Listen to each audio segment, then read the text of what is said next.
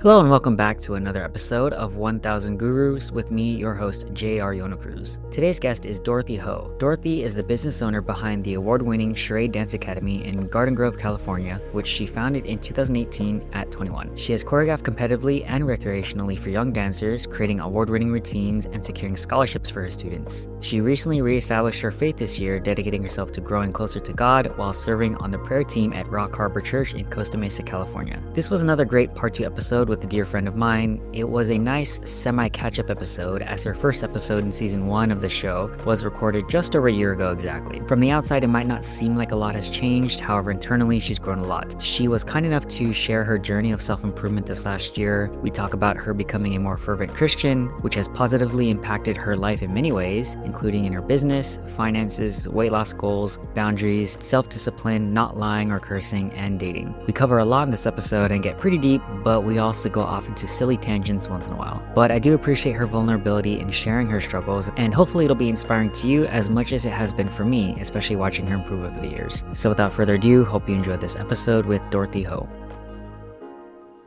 Hello everyone and welcome back to 1000 Gurus. Dorothy, welcome back to the show. Thank you. Thank you again, Dorothy, for being here. This is basically going to be a catch-up refresh episode.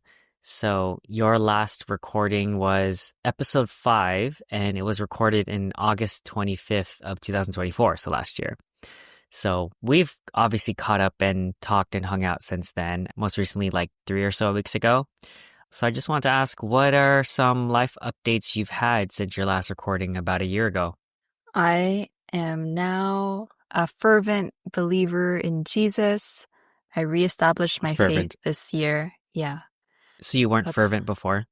No. I think it's one thing to say that you are Christian, but it's like another thing to like actually abide in Jesus and be obedient. And so that is something that I am doing now. I am single, and considering that I've been in a relationship since I was 18 and have jumped from relationship to relationship, this is the longest I've ever been single in my adult life. And so I think... How long has it been? May, June, July, August. But we're good friends. Like 9 months ago? All right, so you broke up 9 months ago, you're single, you're loving life, you are a fervent believer in Jesus. Any other life updates? The biggest thing is this is the first Saturday that I am not scheduled to work. And I want to illustrate that. So since I opened the business in May 2018, I was 21 at that time. I've always worked Saturdays. And the only times I would have Saturdays off is when I would find a substitute or we would be off because of a holiday and closure dates. Right. But we just started a new season, and my bestie, Jacqueline, she's my co-director at Charade, she actually advocated that I would have my Saturdays off. And so it was super foreign to me when she first pitched it, but I was open to it. And yeah, now the business is running without me on Saturdays, and it's so great. And I was able to get a lot of things done today that I wouldn't typically be able to do on a Saturday. So it's still open, but you're just not scheduled to come in and work. Yeah. Okay. It's super monumental, again, because I've always worked Saturdays, but... Right. Yeah. You're like, what is this feeling? It's a Saturday? Shouldn't I be at work? Yeah. I woke up today and I was like, I'm not going to work. So that's that. Entrepreneurial business life. Yeah. I've been better at that. At least better at drawing the line between work and not work. And then another big update is I found an amazing church and I am serving on the prayer team. So I'm like super into, just like my gifts, my spiritual gifts within the faith. So yeah, I'd say those are like some of the biggest things right now for me. Happy for you. It seems like your life has been making a lot of progress, or you've been making a lot of progress in these different areas, and you seem a lot happier. I'm happy for you. Yes. So I'll go over the main topics that I have brainstormed based on what you put in. So there's stuff about finance, boundaries, self-discipline, weight loss, romance, Jesus, single life, etc. So we'll see where this goes. So first topic is, I guess, finance, but you mentioned testimony of finances in business. Could you clarify that? And or how have you improved your own finances and what has been working better for you? So I'm gonna jump into my testimony. I grew up believing that God doesn't need your money and you should only tithe if you have the funds to tithe, but you don't have to tithe. And it's been confirmed and reaffirmed by many people in my life. That's the case. And only recently I started to challenge that. And the reason why I challenged it was because one of my friends shared his testimony of surrendering his finances, even though he was financially struggling. And I was blessed by hearing that message. But then also, I was reading the Bible more because I am actually fervent now as a Christian. And there is a story in the Bible where a woman who's a widow and she gives a penny, but Jesus looks at that and is like, wow, that's amazing because she has nothing, but she gave everything. And in comparison to the rich people who gave way more than she did, like in proportion to what they have, it's nothing. And immediately I started to tithe and I was blessed so fast. Essentially, I decided to tithe 10% of what I made. And it was really hard because I'm in a lot of debt right now after renovating the studio. And when we used all of those funds, I dug into my personal credit cards, other things for the studio. And so I'm in a massive debt right now that I'm paying off slowly. And the idea of giving up 10% of my monthly income to the church was like really hard. I did it anyways, and it was a complete act of surrender. And immediately after doing that, I actually felt really good because it really showed me how tight my grip on money was. And so immediately, after doing that, my studio got booked for a rental out of nowhere and we made like an easy 200. And then I got booked for privates and that was like another easy 85 and so on and so forth. And I think the biggest thing though was this past month, it's still considered summer for a lot of students at my studio. And last year I actually had to take a 10K loan out because we didn't have enough to pay for the lease and all the instructors when a lot of kids dropped. And so a year later, you would think that we're better prepared, but it appeared that we weren't because more kids dropped off this year for summer. And again, I was prepared to do it all over again, take another 10K loan and then use all of my money to pay that loan off as soon as I can.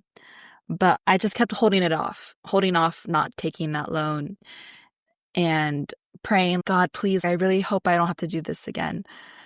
And again, after tithing and all the influx of money that we got from just random bookings and other things, we happened to have enough to pay for the lease and the staff and the utilities and everything. And so hallelujah that I didn't have to take out that 10K loan, but I really could have easily needed to have done that. And then another situation this month was I have a limited amount of cash in my wallet. And so my friend John, he shared that he felt compelled by the Holy Spirit to tithe more than 10%.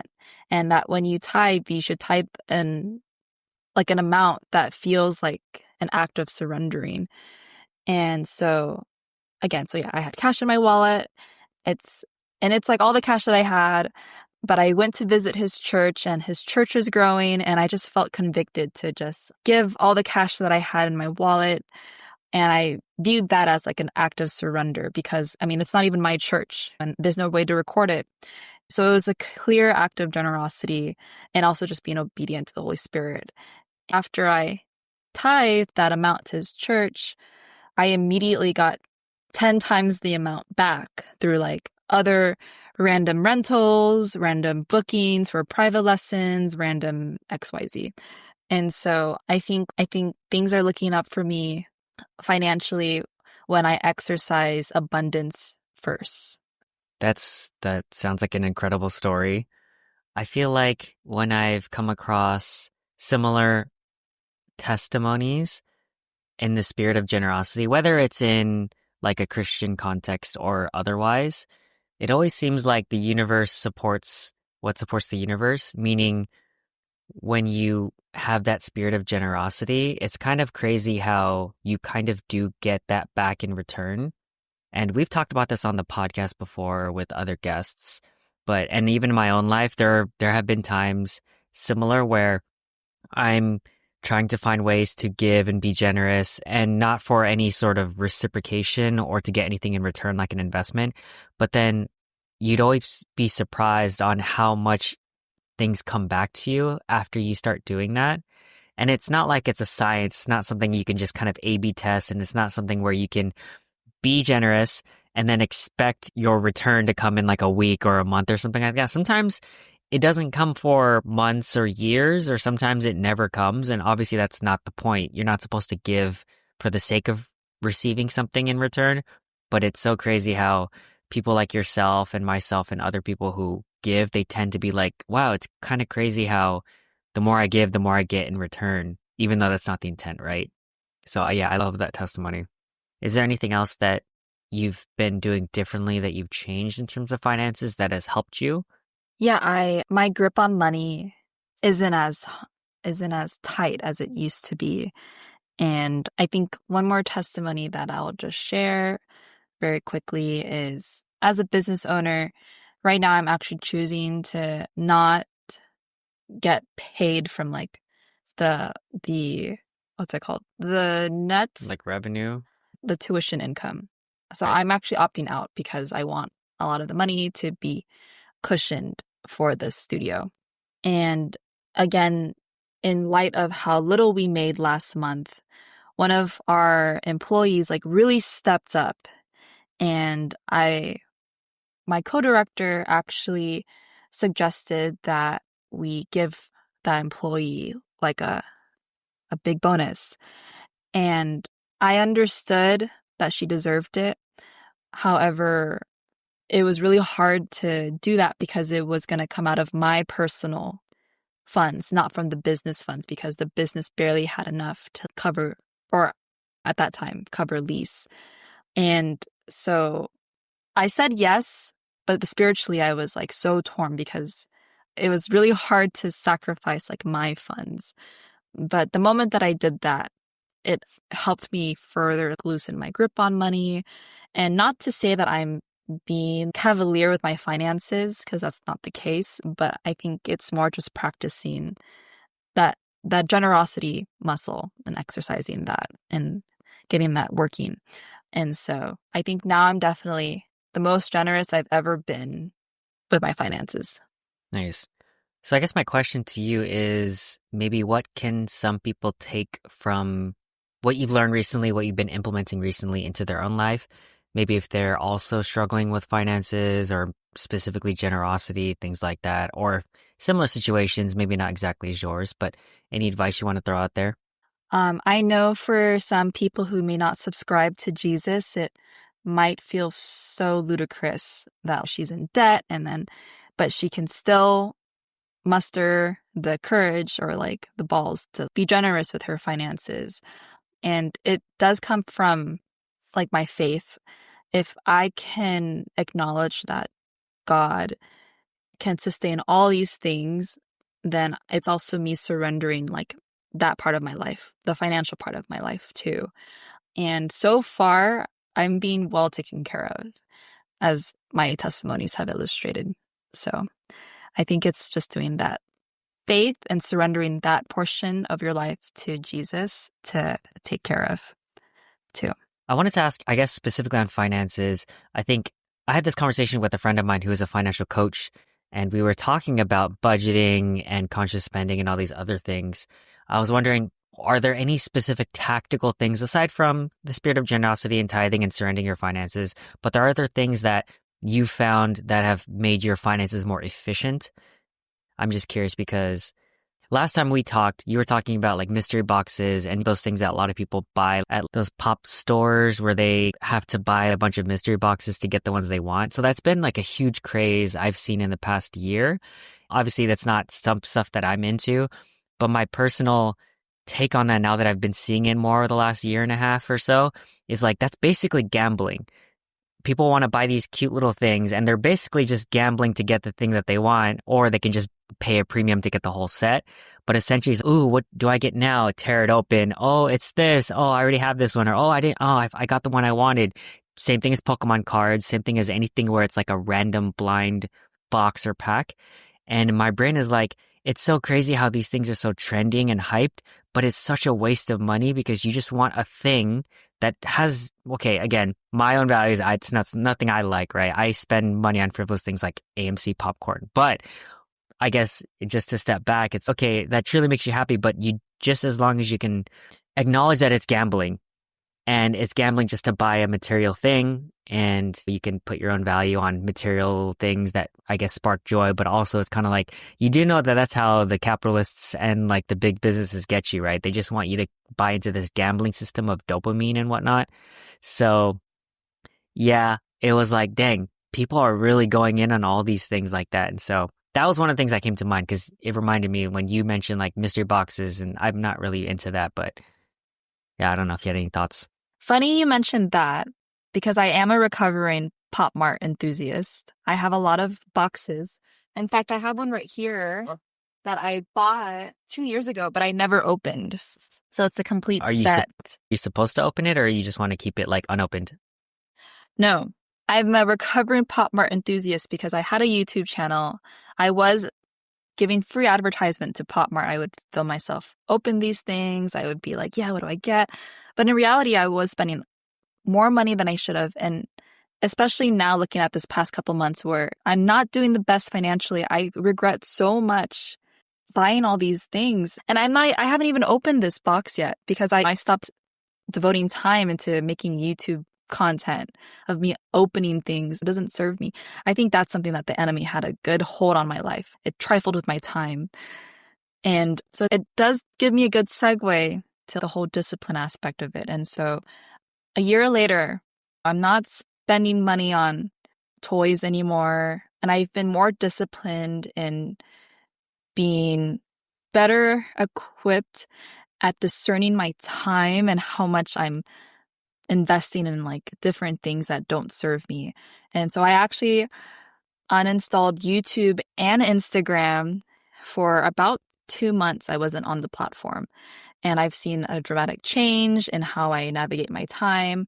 Like I mentioned, I'm not spending money on Pop Mart art toys anymore. And so I have more finances to do things like tithe or to do things like being generous and buy my friend a drink or their food or like whatever. And so, yeah, it's a complete change to how I was. Do I still spend on things that I like? Yes. The other day I went to Uniqlo and I like to buy the same pair of shirts or pants if I like it. And so I bought 2 pairs of the same exact shirt that I like. And then I have 3 pairs of the same exact pants that I like. And if you see me at the studio, you're like, wow, Miss Dorothy, you wear the same thing. It's well, because I have 5 pairs of the same stuff.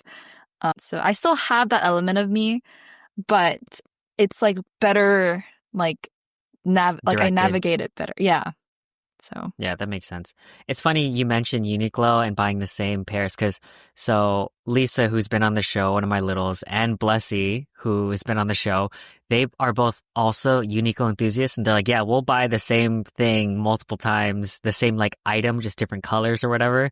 And I'm like, I feel that too. There are some pairs of pants that I got off Amazon. I'm like, wait, this is so functional and it looks good and is comfortable. And so I bought 3 more of the same one. So I'm the same way. I think those sort of buys where it's, okay, you know you like it and it serves a purpose and it's not just decorations. To me, I don't like spending money on things that just gather dust and don't really spark joy, don't really have a function. I'm more of a functional buyer unless it's like an experience. And then I'm like, okay, this is not an investment. It's just an experience. It's a lifestyle choice, just like cars or something like that. But I think if there are good purchases and you feel good about it and you know it's not like just sitting unopened or collecting dust, I think that's a good buy. Again, just my own value system. But yeah, I'm glad to hear that. It seems like you have more clarity in your finances, and I feel like that's a good takeaway for people as well. Is maybe not a lot of people have a good handle on how to do personal finances, but I think if you can get to the point where you feel that clarity, no matter what you spend on, you'll feel good because you don't have that uncertainty looming above you of what am I doing or should I use this better? How do I get more? How do I save more, etc.? How do I spend less, right? So I'm glad to hear that. So I want to focus on the upcoming topics: boundaries, self-discipline, weight loss, romance, Jesus. I guess that's the thing that ties everything together. So let's go into boundaries, self-discipline, and I guess that goes into weight loss. So you mentioned specifically saying no to people. And I know, again, this is more of a protecting your time and refocusing on what's important to you. Could you give some examples how you've come across using this no, saying no to people, and what can other people learn from saying no? So you are an average of your 5 closest friends. And you can apply that now to your own life and you could probably see like where you fall, right? And if you want to be better at finances, then you would surround yourself with people who are good at that and whatnot. And so me saying no to people right now is also me disciplining myself and making sure that the people that I do choose to spend time with do have a quality that I value. But me also saying no to people in what you're saying is more just me saying no to like the future romantic potential fling, right? And so since being single, there have been a handful of instances where a very handsome guy would come along, but then it doesn't sit right with my spirit. And so it was really hard, but I would have to say no and no again and no What about again. it didn't sit right with your spirit? So obviously, as a girl who's pursuing Jesus, any potential romantic partner, I would bring it to the altar to Jesus and I would be like, Jesus, what do you think? Is there any red flags, anything that comes up? And the Holy Spirit would then tug on me. And if there's anything that I would feel that doesn't sit right, maybe it's something that they said, or maybe it's their faith, they're not Christian, or maybe they are Christian, but then there are aspects of them that like aren't quite there. Like I would have to have the courage to be like, okay, like I have to say no. And sure, that's the whole part of dating. You get to figure that out as you date. But I think considering how sensitive I've been in the past to clinging to people prematurely, I also am operating from knowing that I'm not very conducive right now to also like navigating those just yet. And so it's like staying steadfast to the idea that I should be single for as long as I can before, and then identifying when I'm ready before saying yes to like entertaining or going out the with the potential whatever, right? Okay. So correct me if I'm wrong. So it seems like you, as opposed to past Dorothy, you're now bringing these potential people in a romantic context to your value system of asking God, like, is this the right move? Should I be considering it? Are there any red flags? And evaluating it based on the lens of your spirituality and your faith, as opposed to former Dorothy who might just be like, oh, he's good looking and he sounds great and he makes me feel good and etc. And then kind of going that way, but more just, okay, I know what my values are, I know what my standards, and I know what's important to me. Like also talking to someone who has the same spirituality, right? Ideally. And so that's how you've been able to say no better. Yes. And I'm so different than how I was just 8 months ago. When I just ended my relationship, I was like, oh, you know what? I haven't dated. Maybe I just have to be better at dating. And like I can practice dating. Like I won't have any attachments. And so I began dating a little bit right after breaking up. And obviously that didn't go well.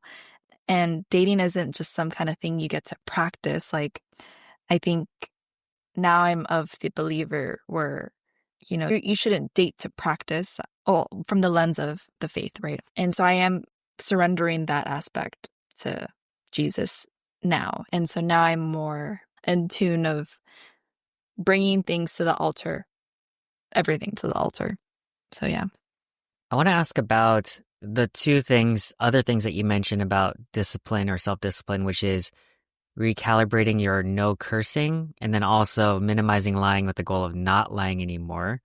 Maybe if we're tying this all together, the theme is Dorothy wants to be a better person as how Dorothy and God defines it, right? So I'm assuming that's why you want to curse less and not lie. Is there anything else beyond that, and maybe some examples of the challenges you face and how you've overcome them? I've definitely been primed as a young adult to lie. And lying helped me save face. It helped me look better. And it would also help like de-escalate fights or situations where I wasn't proud of what I did. And so I would lie or white lie, right? But since coming back to the faith, I am trying to minimize the lies because only good things can come out of telling the truth. And if good things come out of lying, it's so temporary. And that's not the full like picture. And I think that goes back to surrendering to God. It's if you truly believe that God is sovereign over your life and he asks you to not lie, then you should also believe that he can take something ugly from its whole entire truth and then turn it into something better for you if you're catching on like my wave that I'm trying to ride. And cursing is the same thing too. I love to curse. I think it's fun to curse and it's fun to say bad words and have a good laugh with your friends. But What are your just favorite kind bad of like, words? oh, I can't say that right now. But Just I mouth it. would. I can't. What are you asking me to do? But anyways, Just the beginning syllable. Just the you first one. know, like A little sneak peek for the audience. What is Dorothy's no. formerly favorite curse words? Oh man, I have a lot. There's a lot that I love to say. Is But what? No. No. No. Stop it. You're tempting me. But no.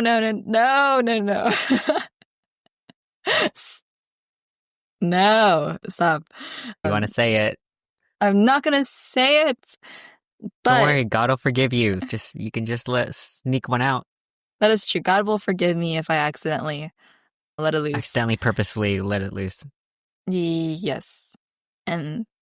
But the idea is whatever comes out of your mouth will actually taint your spirit, even if it's like curse words or even if it's like lies. And so I am trying to be more aware of what I'm saying.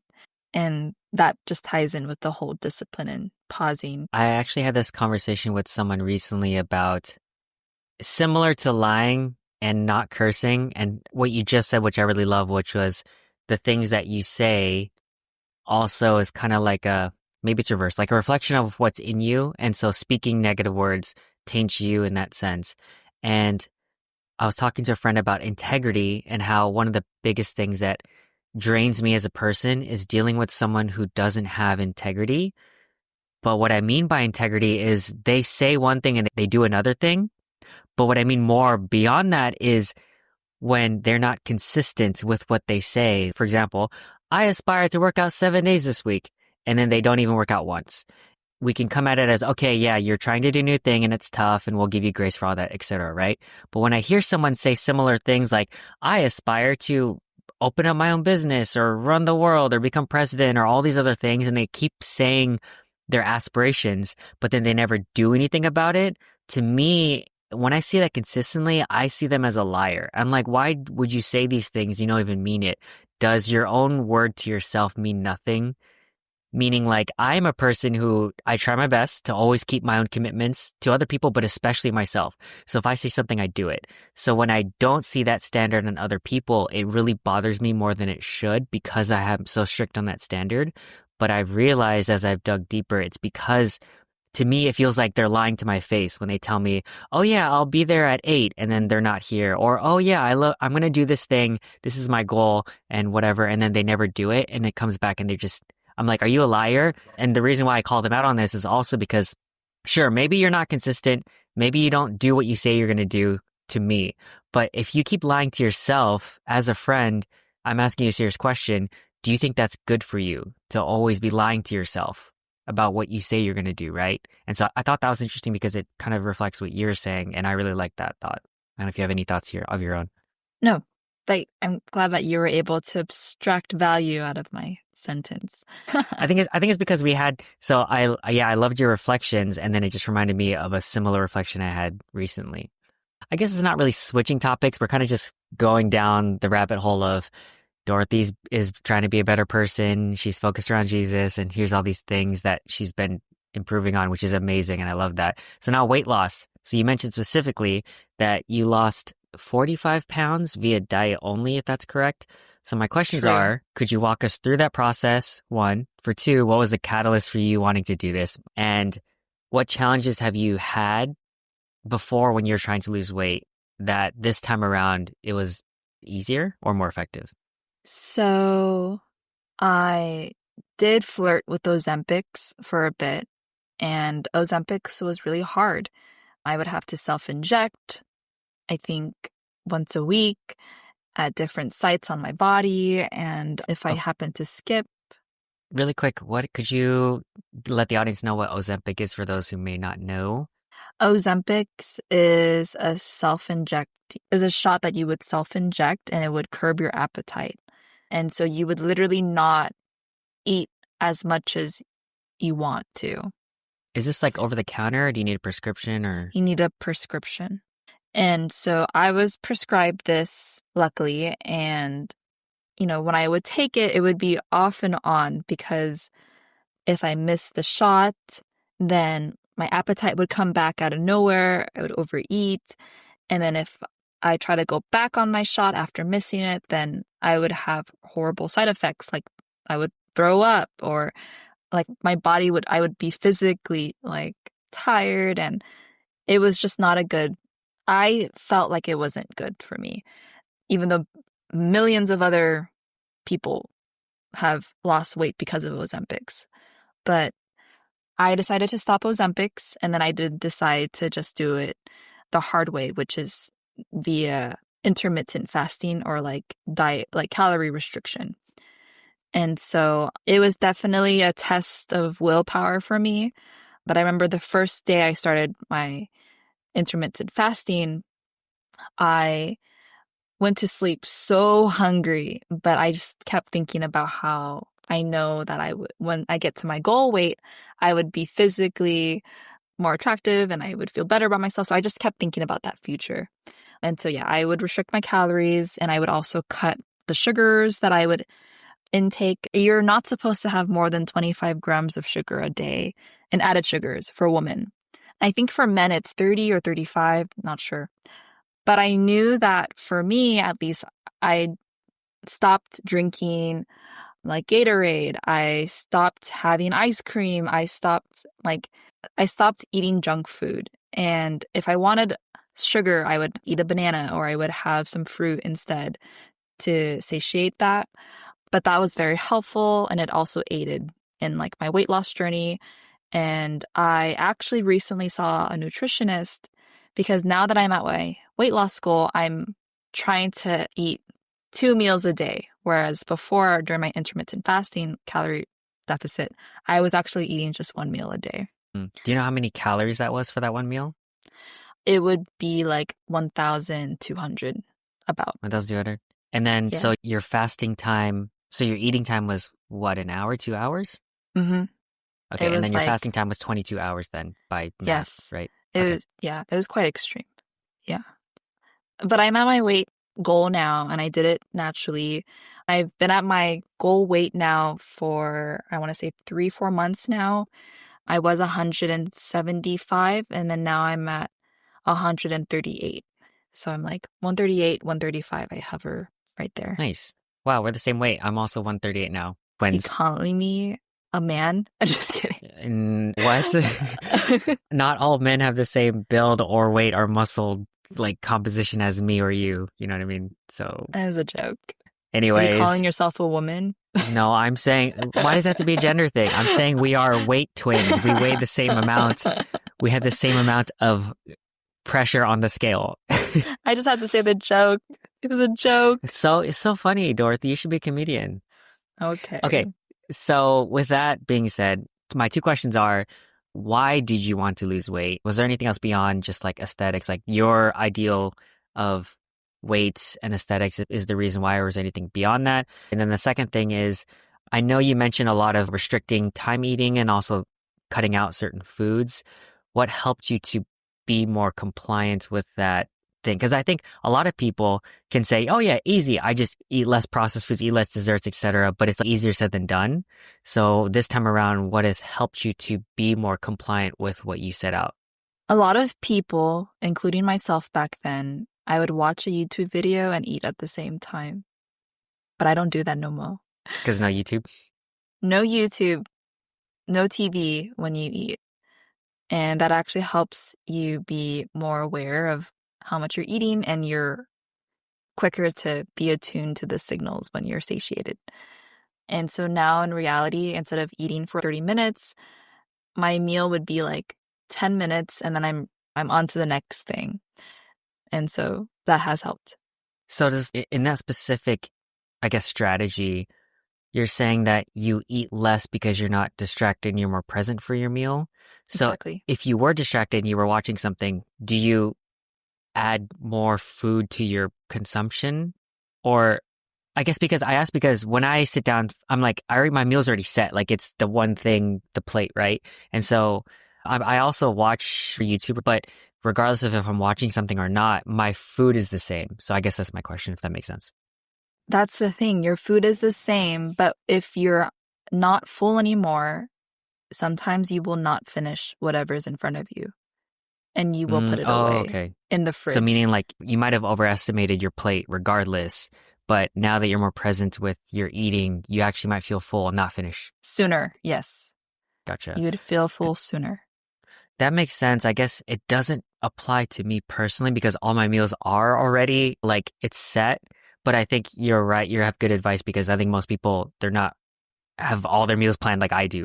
Well, for you, I don't know what your goals are, but I'm sure if you're trying to gain muscle or you're trying to gain weight, you will finish the food. But if you're trying to lose weight, then you would do or you would consider doing what I did. To your point, exactly. If, for example, if I was trying to gain weight, I have to be at a certain caloric surplus. Well, this is math now, I guess, for the audience. If you're trying to lose weight, you need to be at a caloric deficit, whatever your baseline is, whatever X amount of calories below that. Then if you keep doing that consistently, you lose weight. If you're X amount of calories above your baseline, you will start to gain weight. And if you're working out, it'll be muscle. If you're not working out, it'll be fat or etc. So yeah, just to your point. Yes. And then also, and I don't know if you can tell me if I'm wrong, but I'm going to share some other wisdom that I've picked up in my weight loss journey. And I learned that if I'm eating, I should probably eat in the morning before working out. So that way I burn the calories that I get from there versus whatever's in storage, right? And apparently sumos, they actually eat after working out, and that's how they maintain their weight. And so that has also helped me just be more mindful of when I eat and timing it with my workouts so that I am also losing weight versus gaining weight. Interesting. I've never heard that about sumos, but meal timing is something that I've also heard about and my coaches and trainers have told me about too. And so that's interesting. I don't doubt that that also works. So I've heard several different things. So one, some people will fast in the morning, right? And then not eat until, let's say, lunch so that they're burning off whatever stores they had in their stomach before they went to bed or etc. And or some people say like they're in fat burning mode because now that their stomach is empty and their carbs and their glucose or whatever is empty, now they have to go into their fat stores. Apparently that's what some people say. And the opposite is some people say that they will do that process at the end of the day, kind of like what you're saying. Start off with the meal and then you're active during the day, you burn all that stuff. So by the time you're going to sleep and you're not eating anymore. Now when you're sleeping, now that's when your body is quote unquote burning the fat or burning up its stores. So I think it's the same principle. And so I guess now for my own experimentation, what I found works for me is I think my body does better when I eat first during the day and then have a light midday and then I have like a very full dinner because me personally, I don't like going to sleep hungry. And so I'm like, okay, there has to be one of these periods, morning, afternoon, or night, when I'm eating less, right? And so for me, I found that I can either skip my first meal and have something light like coffee or tea or something like that, and then eat at lunch and then dinner. Or I will for sure eat breakfast, start off with protein, and especially when I'm working out a lot, and I'll feel like, okay, my muscles, I got the protein I need, and I'm going to work out in the afternoon. But during the afternoon until evening, I try to keep it lighter. And then dinner, I always make sure to have carbs because carbs help me sleep better. And so I'll save some carbs for nighttime, like rice or beans or whatever, with protein, obviously. Like each meal has 40 to 50 grams of protein for me because I need to get 150 because that's my weight and goal, etc., whatever. And so I've experimented with all types, and I think that's just what worked for me. And yours obviously is working for you. And I guess for the audience, it's if you're trying to gain weight, surplus. If you're trying to lose weight, deficit. But no matter how you do it, you have to find what works for you and your compliance. And if you can do that consistently, that's how you get to your goals, right? Yes. I think for me, my testimony of weight loss is mainly just keep your eyes on the prize, delayed gratification. And that definitely helped me through nights where I was just so hungry. But I think after a week of doing that, the hunger pains went away and I did see the results that I wanted to. And yeah, I'm very pleased with how I look now and how much lighter I feel. And my knee, actually, my right knee has had, I have a injury where my right knee dislocates. It's called a transient dislocation where it pops in Oh. and out. Now that I weigh less, it doesn't come out as often as it used to. And so that was another motivating factor for me to also just lock in. As you're talking about your journey, it reminds me too of weight loss or any sort of body recomposition is always hard for everyone because our bodies are so used to equilibrium. And so it will be hard, but once your body gets used to that new cadence and that new diet or that new intake or food level, calorie level, it will get easier. You just have to stick through it, like Dorothy's saying, for a little bit. And then your body starts to adjust. Okay, this is my new baseline. I don't eat this much anymore. And another thing I learned from my fitness coaches is anyone can lose weight, like 20 pounds, X amount of days. But what's more important is if you can keep that weight for a good amount of time, and then your body now readjusts the thermostat to that baseline. So it's not like crash diets and then you're skinny for 2 days and then you regain it all back. It's about readjusting your baseline to that weight and then now maintaining it. And now your body's like, okay, this is now what my normal is, right? So it's kind of Yes. sticking it out. Yes. And I've been successful at maintaining my weight, like I mentioned. It's been a few months now, and I've had no desire to eat more and or whatnot and for splurge on ice cream or whatever. So I know we kind of touched upon this a little bit, but like romance and singleness and you saying no to people, is there anything else you wanted to add on to that? But I guess on top of that as well, you're saying, what do you prioritize and look for when considering someone in a romantic sense? And what is some helpful advice you think someone can benefit from when they're looking for a partner or considering romance in general? So for myself, there's two things I want to illustrate and through the lens of my faith.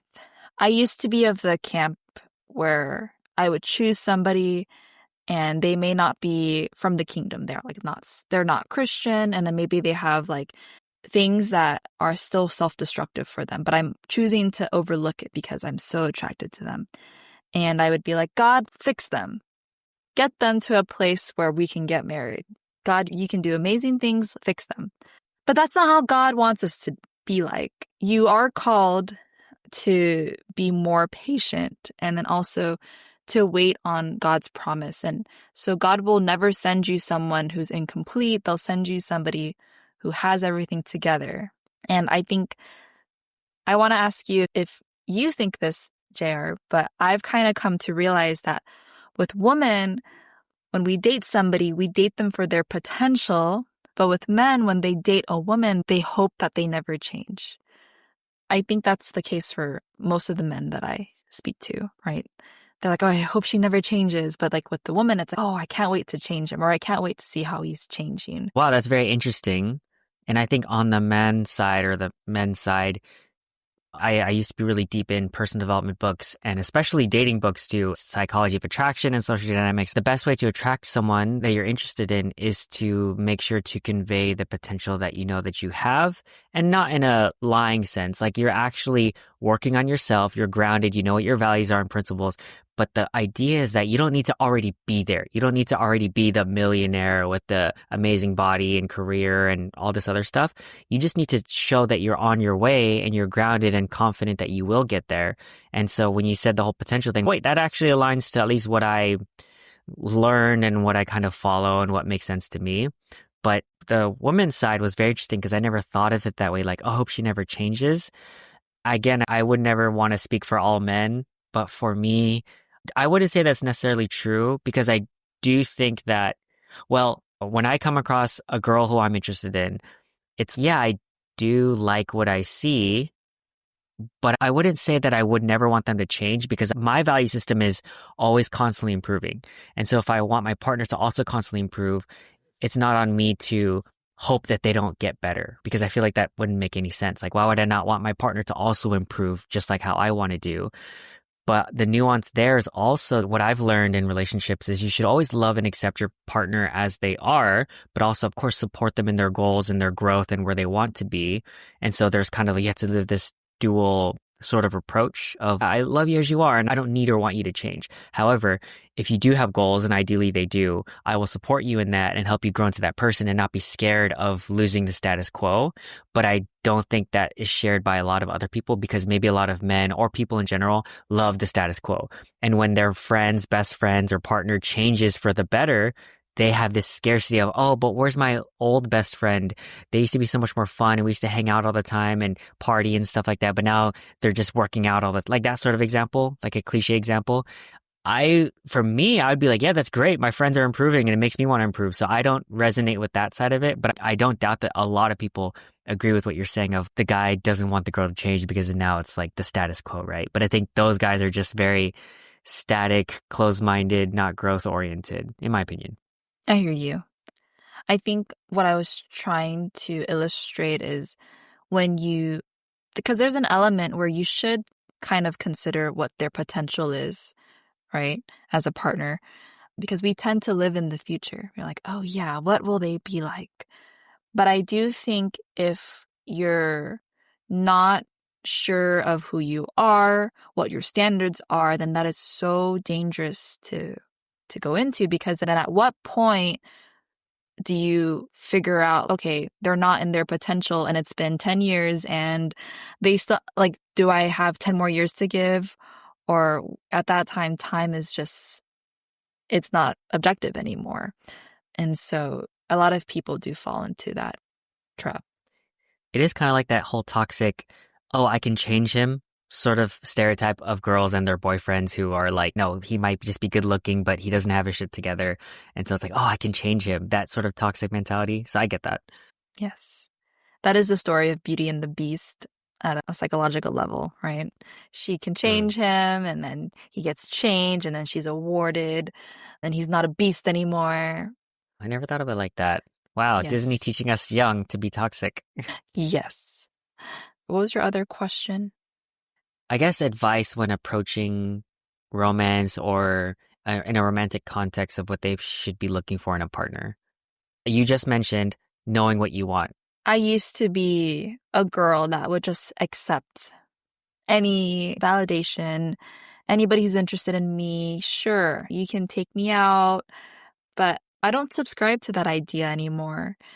And that's the exercising of the no, right? You Because you can give in to that instant gratification and receive that and be happy with that. But I do believe that when you say no, you're recalibrating your standard, you're recalibrating, and then eventually you are setting yourself up for that person in the future who does meet everything and you can discern better. Because let's face it, I think a lot of people who do entertain these quick dates, if you will, they're probably going to be stuck here filtering through a lot of quick dates before they are able to discern like who their forever partner is. And that's something that I've kind of learned to do. And so I have several testimonies that I can share that illustrates that. So I had to take my car to get fixed. And so the dealership sponsored my rental car. And I rolled up to Enterprise. And when I walked in, I really thought I would see old, unattractive white men. But in fact, I saw sexy, fine, did I say sexy yet? Sexy You know what's going to happen now? white Girls men. are going to go to Enterprise and they're going to be like, I was promised sexy men from Dorothy. And when they get disappointed, they're going to be so mad. Well, the joke is that they're still white guys, but they're actually young and sexy. I don't know why I had to bring race into this, but I guess you're going to cut that out too then, won't you? You should I could cut cut out this whole whatever thing makes out me if you sound want. bad. So you want me to cut the whole interview, I see? I'm just kidding. No, Just no. kidding. And so, yeah, there's a trio of really fine, attractive men. And the most attractive guy of the bunch took the initiative to service me. And I thought it was obvious pretty quickly that he was attracted to me because he threw a lot of compliments. And then even after handing me the keys to my car, he made every effort to stay back and try to get my number. And he was like, oh yeah, I've been trying to get into dance. I know you're a dancer. Do you teach dance? And I was like, well, I teach women and children. And he's like, well, can we do private lessons? Oh yeah, can we blah, blah, blah. And you know what I did? He was really cute and I would love to have given him my number, but I knew early on in our conversation that he wasn't Christian. And then also like he was way younger than me. And so I was like, okay, you know what? I'm going to give you the email of my business and you can email us and we'll hook you up with a male instructor to help you reach your goals. So unfortunately for him, he didn't get my number and I was able to exercise that no. Obviously, a week later, he does not contact the business. And so for me, I was like, oh, I'm going to see him. I returned my car a week later and he's there again. And he's so handsome. And it's like, okay, like I have to go through this a second time. And of course, it happened the second time. He's like, oh, Dorothy, so what do you do? Do you smoke? And I'm like, okay, no, I don't smoke. He's like, oh, well, what do you think about drinking? I don't drink. And he's like, oh, well, do you like coffee? And I'm like, I don't drink coffee. And he's okay, you're a tea girl. And I'm like, yeah, I love tea. And he's like, okay, can I have your number? Let me take you out for some tea. So the screening questions came in and he was more upfront about it. And I'm like, I'm so sorry, but I subscribe to Jesus and you don't know Jesus. And he's like, well, can we please be friends? And so I unfortunately gave him my number. And of course, I'm not stupid. Like later that day, he sends me a beautiful text. He says, how's your day going? And we both know that's the start of your dating, like whether you say you're friends or not. And so I was like, oh, I'm too old for this. I know what this is going to do. So I sent him a message back and I said, hey, like, I actually don't have the bandwidth for a friendship. And also you're a walking temptation. So we can't be friends. We actually said that, a walking temptation. Like, it's flattering. He found it flattering because he said later, oh, thank you. Well, yeah, I mean, I know, but that sounds like you're just flirting with him at that point. You're like, no, I'm very attracted to you, but I'm not. So I told him, I'm sorry, we can't be friends. You're a walking temptation. We can't be friends. And I told him, I was like, hey, but if you look up, like later down the line, you come to know Jesus, reach out to me. And he's like, yeah, I guess me and Jesus have a lot of catching up to do. And at first I thought that was like, okay, I made it. But then when I prayed about it later that night, like God still showed me like, that's me keeping the door open. And that's not me really being like saying no. And so I had to block his number. So I will never hear from him ever again. I mean, unless God orchestrates, like he finds my church and blah, blah, blah. But, you know, in the meantime, when you come to Jesus, like it's not a clean cut, like, old Dorothy cut new Dorothy. It's that transition. And so there are old aspects of me that I'm fighting, right? And it was very tricky, and I maybe didn't do it in the best way, like you're saying right now, because it's not. I should have said no, but it was convoluted, right? Story ended with his number being blocked, and I'll never hear from him. And unfortunately, that's how it ended. But that's still a testimony because Until you go back to Enterprise and you need another rental, and then you probably will I'm hear not from going him to again. Enterprise. I'm going somewhere else. But I think that's Yeah. still a win, because how old Dorothy would entertain it and then look forward to those like those dumb text messages of like, how's your day? And be happy with that. But that's not what I'm called to have joy in right now. It's a work in progress. Yeah. I was just trying to give you a hard time. But no, I like that. I appreciate your vulnerability and being like, hey, I'm trying my best here. I still get tempted. I'm not perfect. So I get that. After this, I want to go into ending questions like gratitude, but anything you feel like is very important to touch on? To summarize where I am at right now, it's just surrendering everything, all aspects of my life, and also praying about it and exercising the Jesus muscle of give it to Jesus first, give it to Jesus first.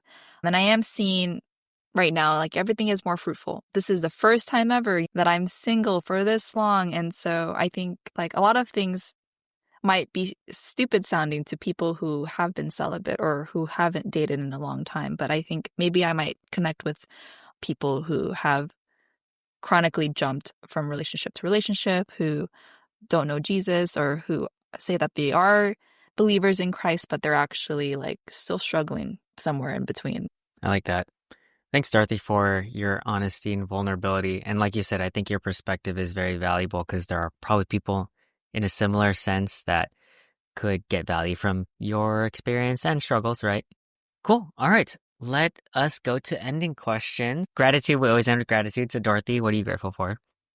I don't know if I said this yet, but one of the transitions that I have now from old Dorothy to new is I want to be a good friend to the people that I'm friends with. A lot of people say, oh yeah, you should have a relationship with Jesus. But I think it's so intimidating, like the idea of God and his rules and reading this huge, thick Bible. It's intimidating that nobody really understands that for what it truly is. And so I have been practicing seeing Jesus like an actual person, like you. So it's like I'm making time to have dates with him. I'm making time to talk to him through my prayer, and then I'm taking time out to hear him talk through reading about the works that he's done. And so that's what I'm grateful for. I feel like that has made me grateful for everything else.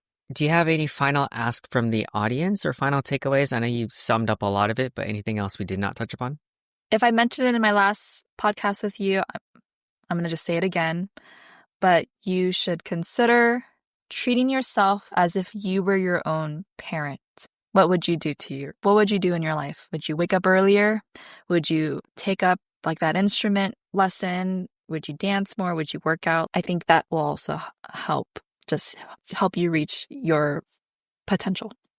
So yeah, Nice. That's my last thing I'd like to say. Cool. All right, Dorothy, thank you so much for being here. I really appreciate it. I think I'm very proud of how far you've come in the last year, but also even the last several years that I've known you, and it's very inspiring. Even for myself, I've been going to church more often recently, also directly because of you, and I'm joining a small group soon because we're having more in our church. So yeah, so I just wanted to thank you and give you a shout out as a friend of mine for inspiring me through your own actions. All right, Dorothy, I'll close us off. So thank you guys for being here. I really appreciate it. Make sure to like, follow, subscribe, leave us 5 stars. Leave Dorothy love in the comments. She might not see it because she's not really on Instagram, but I'll pass it along to her. And reminder that you should always be kind to other people, especially yourself. And remember that you can always learn something from someone if you take the time to listen. So thanks for being here.